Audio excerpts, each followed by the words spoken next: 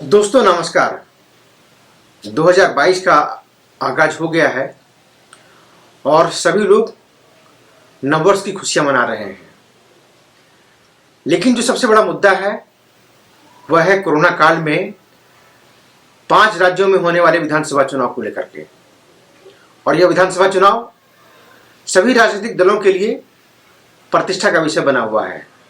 ऐसा इसलिए क्योंकि यह माना जा रहा है कि 2024 में जो लोकसभा चुनाव होने वाले हैं वह 2022 का विधानसभा चुनाव एक सेमीफाइनल के रूप में है।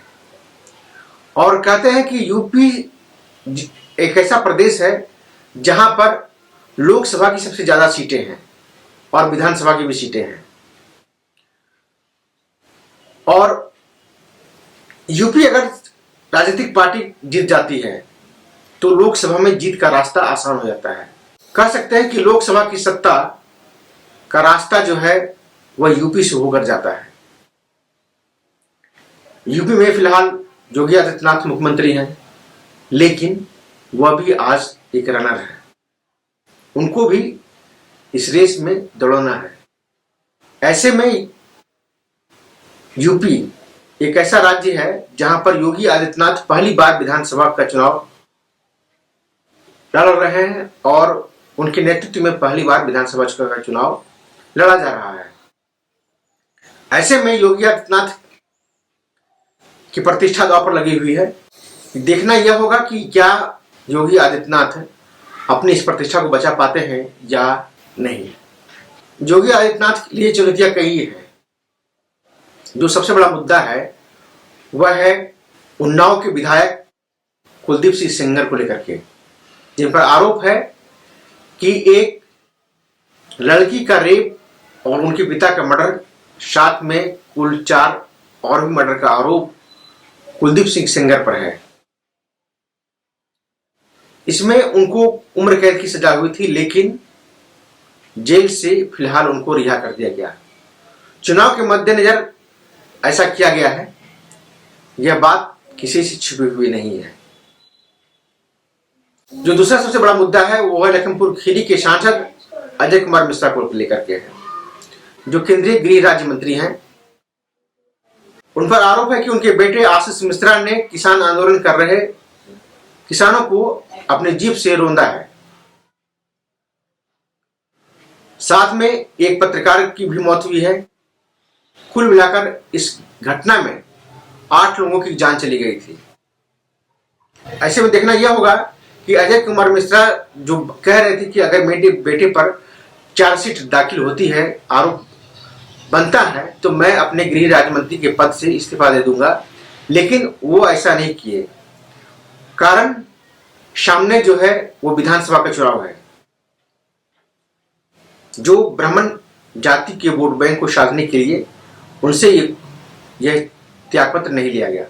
वही बात करते हैं दूसरी ओर, विपक्ष कोरोना काल में योगी आदित्यनाथ को असफलता के लिए जिम्मेदार बता रही है। अस्पताल में ऑक्सीजन की कमी, स्वास्थ्य सुविधाओं की कमी, गंगा में बहती लाशें और दाह संस्कार के लिए समुचित व्यवस्था का नहीं करना, ये तमाम मुद्दे हैं जो विपक्ष योगी सरकार पर लगा रहे हैं। जो सबसे और आखिरी मुद्दा है वह है महंगाई को लेकर के। पेट्रोल और डीजल के दाम आसमान छू रहे हैं। गरीबों को उज्ज्वला योजना के अंतर्गत गैस का कनेक्शन तो दे दिया गया है, लेकिन गैस के दाम दुगनी कर दी गई है।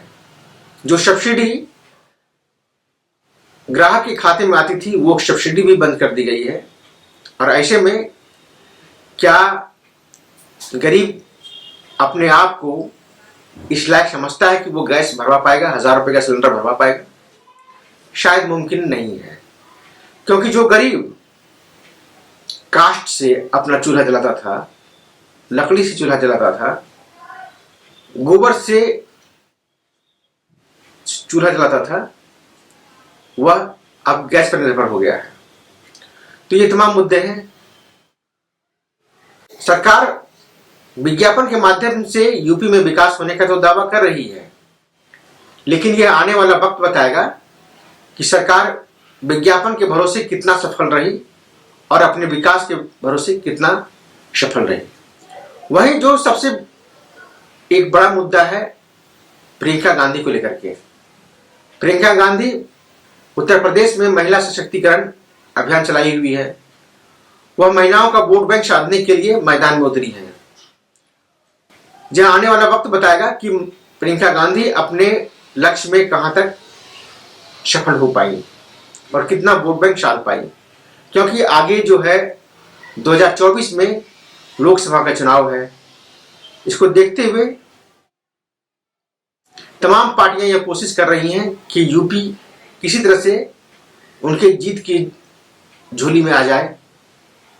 जो यूपी का इतिहास रहा है कि यहां पर हर एक 5 साल में सरकारें बदल जाती है, लेकिन इस मिथक को योगी आदित्यनाथ झुठला पाते हैं या नहीं, यह आने वाला वक्त बताएगा और विधानसभा चुनाव का परिणाम बताएगा। आज के लिए फिलहाल इतना ही।